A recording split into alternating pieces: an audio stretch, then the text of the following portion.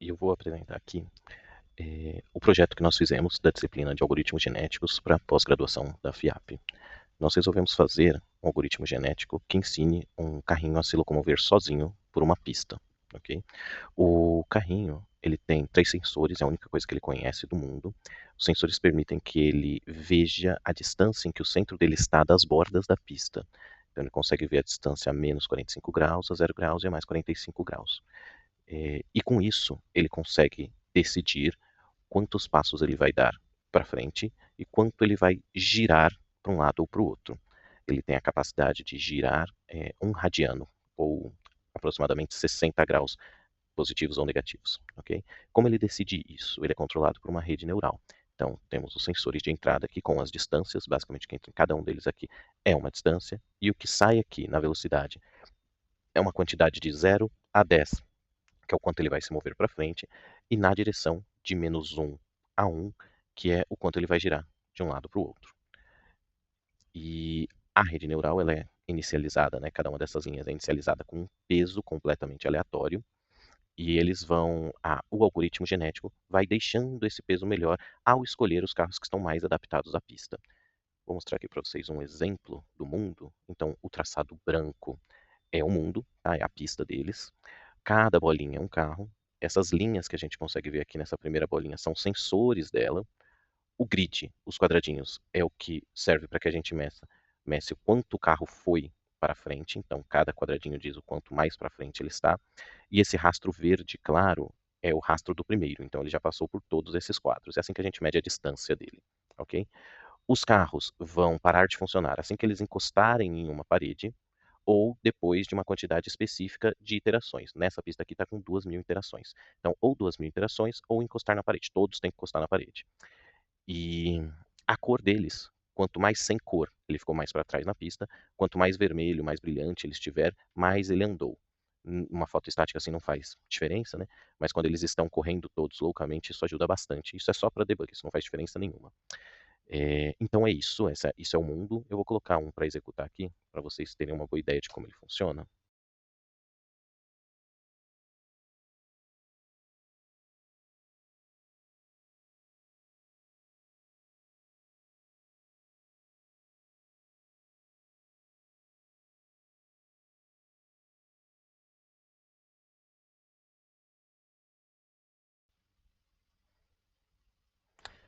Então aqui na nona geração, nós tivemos o primeiro carro que conseguiu dar uma volta completa na pista. Lembrando que eles vão passando genes para frente, então os outros vão aprender com o tempo dar volta, e vocês conseguem ver que tem alguns indo ao contrário, porque nós não controlamos isso também, eles podem ir ao contrário se eles quiserem, ok? E com o tempo eles vão todos convergir para ir só para frente ou só para trás. Eu vou deixar isso aqui rodando e depois a gente volta nele. Agora eu vou explicar efetivamente o algoritmo genético e o que a gente fez, tá?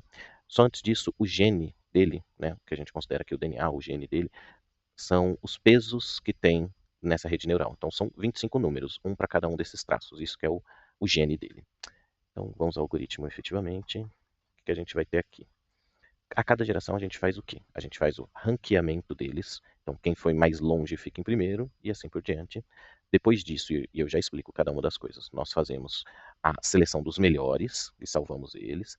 Eu jogo os 30% piores, um terço na real pior deles, jogo eles fora. Faço o cruzamento dos que sobraram, considerando os que foram mais longe como mais propensos a ter filhos. Então, a gente seleciona com os pais com a roleta simples, que são os mais propensos a ter filhos, faz o crossover e depois faz a mutação. Por último, eu faço a avaliação dos gêmeos aqui. Eu vou passar por cada um desses para a gente ver rapidinho.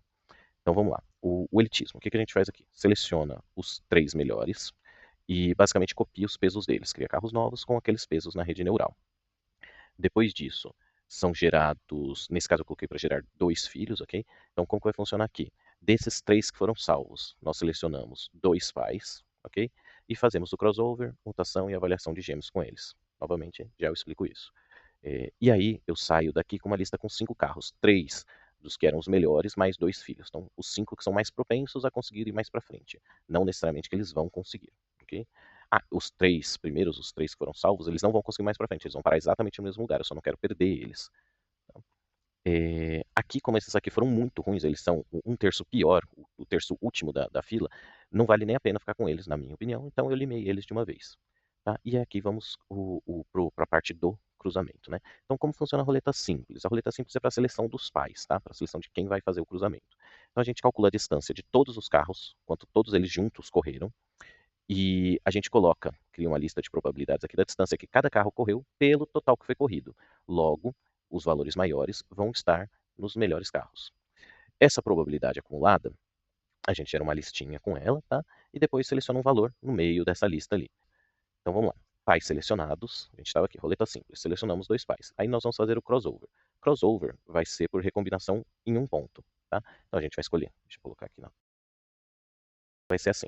Nós temos, cada um desses é um gene. Digamos que eu escolha aqui esse ponto aqui de corte. Então, o primeiro pai vai contribuir com esse pedaço e o segundo pai vai contribuir com esse pedaço de gene, né? Com esses pesos. Da mesma forma, se eu escolher aqui, o primeiro pai vai contribuir com esse pedaço e o segundo pai vai contribuir com esse pedaço. Nós fazemos a recombinação de 2 pontos nessas 2 camadas da rede, uma vez aqui e uma vez aqui, tá? Só para deixar bem claro.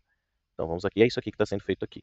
Então, é selecionado um ponto qualquer de corte e é pego a primeira parte do pai 1, a segunda parte do pai 2. Selecionado um segundo ponto de corte, que é naquela segunda camada, a mesma coisa, e esses são os pesos do carro filho.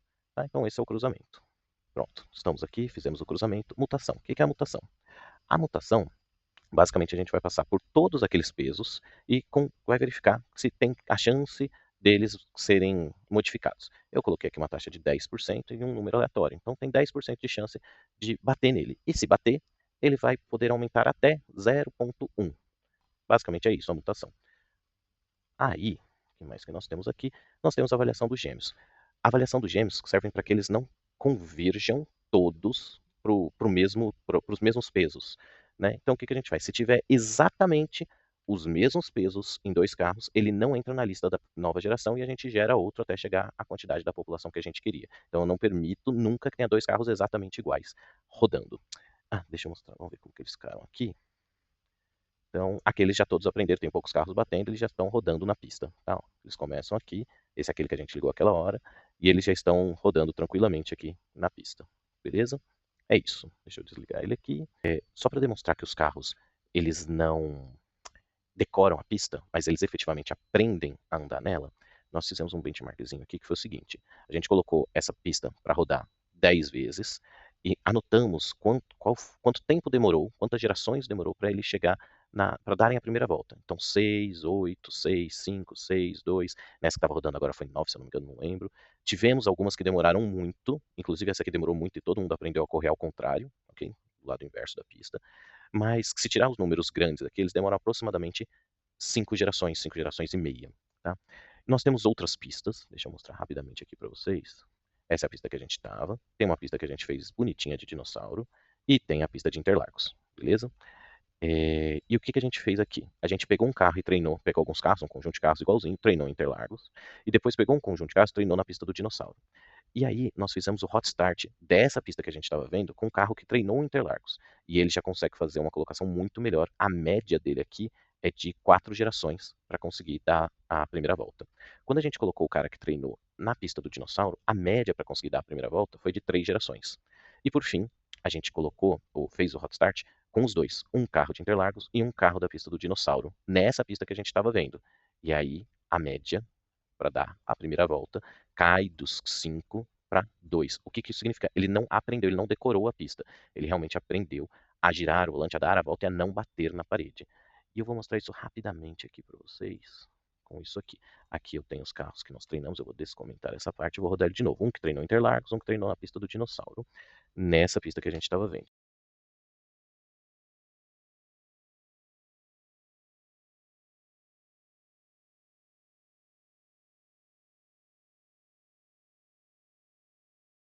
E pronto, terceira geração. E eles já conseguiram efetivamente dar a volta completa na pista. Ele vai inclusive dar uma segunda volta na pista, deu 2 voltas na pista. Então é isso, o treinamento nas outras pistas permitem que eles trafeguem muito melhor nessa. E nas outras acontece a mesma coisa. Então esse benchmark que nós fizemos aqui demonstra exatamente isso, demonstra o aprendizado que eles tiveram. E é isso, essa foi a nossa apresentação. Valeu!